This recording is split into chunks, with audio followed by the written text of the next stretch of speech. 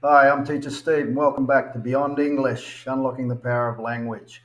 I'm an MYP Language and Literature teacher, and today I'm going to be looking at understanding the author's purpose. Every time we read a text, watch a movie or documentary, listen to a speech or podcast, view something on social media, there's a reason behind it, a purpose for producing that content, and understanding the purpose helps us understand the language that's being used, and it also helps us when it comes to writing and producing our own texts and content. So let's get into it. So, what is the author's purpose? Well, simply put, it's the reason why they choose to write a particular piece or text. Why is it important to know what the author's purpose is? Well, understanding the author's purpose is essential because writers and creators tailor their words to achieve specific goals. They don't just randomly choose words, but they specifically choose words that are going to achieve their specific goals, whether that's to entertain, inform, persuade, describe, or instruct.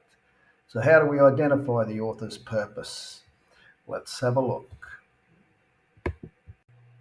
The first purpose we're going to look at is entertain. Authors want to entertain an audience by amusing and engaging them.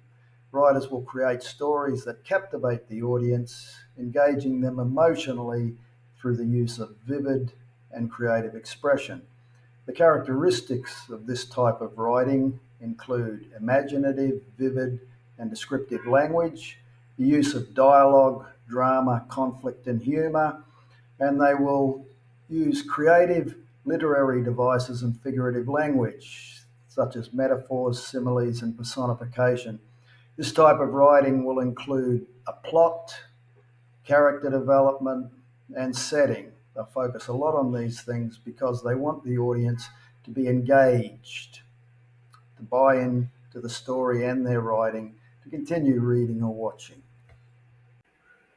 The second purpose we're looking at is to inform. This is where the author wants to educate their audience or explain something to them. They provide factual information or explanations with the goal of educating and informing their audience. In this type of writing, language is clear and concise. They don't beat around the bush, but stick to the facts. It's factual and objective, not opinion-based and subjective.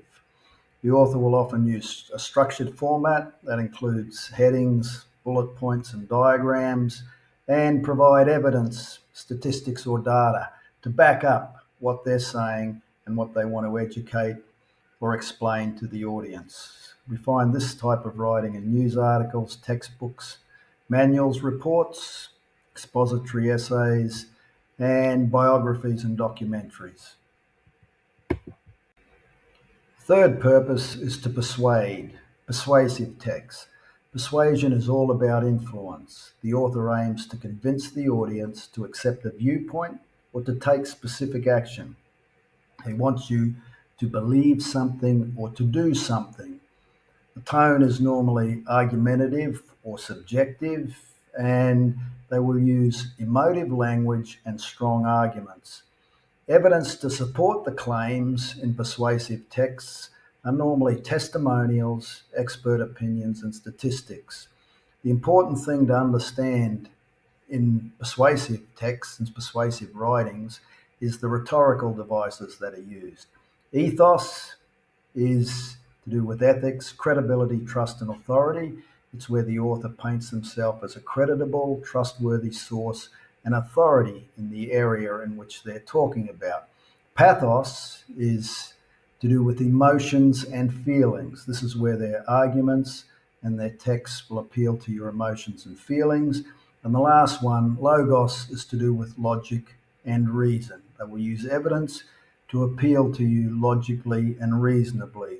And the author will choose either one of these, ethos, pathos, or logos, depending on what they think is most likely to achieve the outcome they want to achieve. Number 4, purpose 4, is to describe something. Descriptive writing. This is where the author wants to paint a picture in your mind, expressing emotions, feelings, and ideas. They want to paint a picture of the situation rather than explain the situation.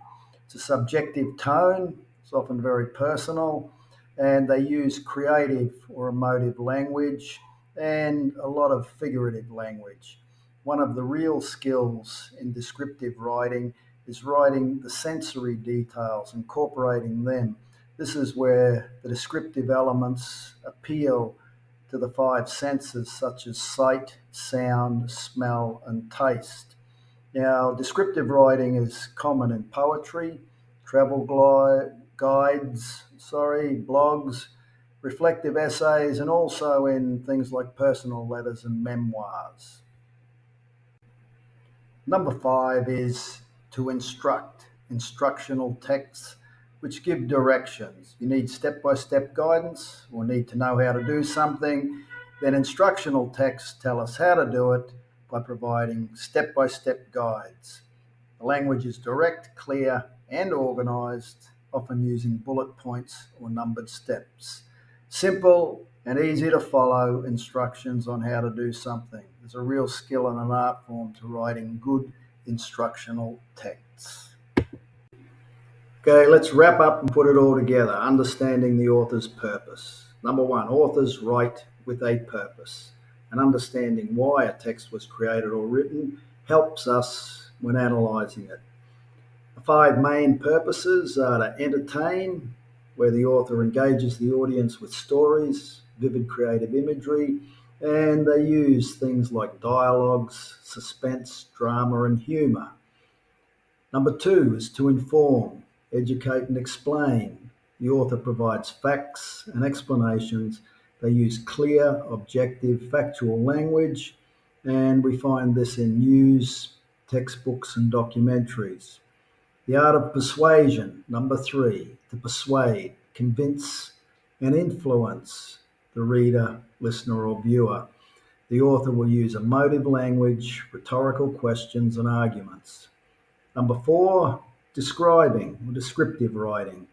Here the author is trying to create a detailed mental picture. They use sensory details, figurative language such as metaphors, and we often find this style of writing in travel blogs, poetry, and creative literature. And number 5, to instruct. This is to guide or provide step-by-step directions. The author uses direct, sequential language, and we find this style of writing in recipes, manuals, and in tutorials. Okay, that's it. Thanks for watching. I'm Teacher Steve from Beyond English, Unlocking the Power of Language. If you like this content, then leave a comment. If you didn't, don't bother.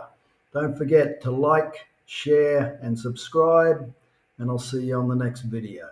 Bye-bye. Chat soon.